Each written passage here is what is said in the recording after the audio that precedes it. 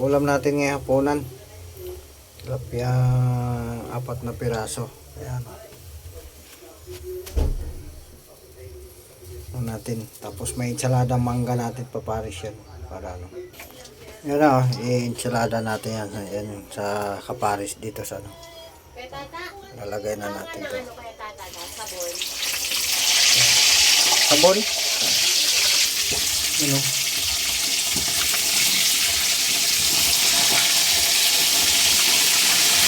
Persikan. Ayan ko.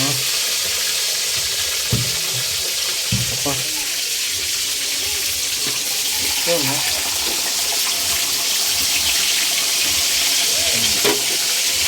Ito, salada ko na. Nagayat na natin. Ano, hindi pa. Pagkari natin.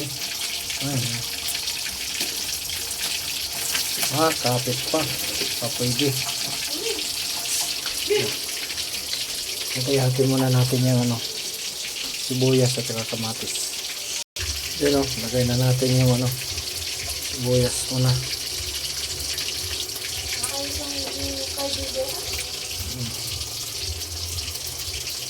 Sibuyas at kamatis naman. Yan o, baliktad na natin. Yan o, naman na natin mamaya na ano yan, natin muna mamaya na hahaluin. Yan ang ating ensaladang mangga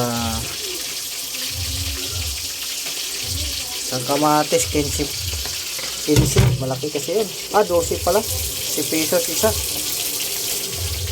Tapos lagyan na natin ng asin. Mamaya na. Maganda yung lagyan na natin ng asin para umano na siya. Kaunti lang.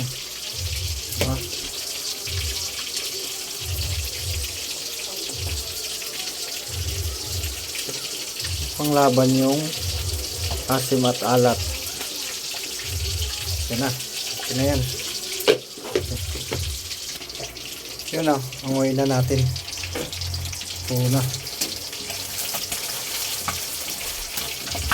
Yan.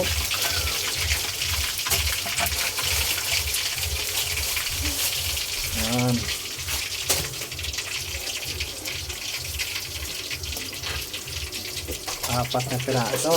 Isa-isa kami dito.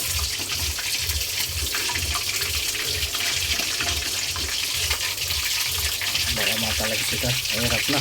Sakit pa naman ang mantika. Ano? Tapos init natin yung tira kapong munggo. Ano, kakain na tayo. Dadalhin na natin to sa ano. Doon na rin to haluin. Kain po. God bless po sa lahat. Magandang gabi. Ingat lagi. Bye bye.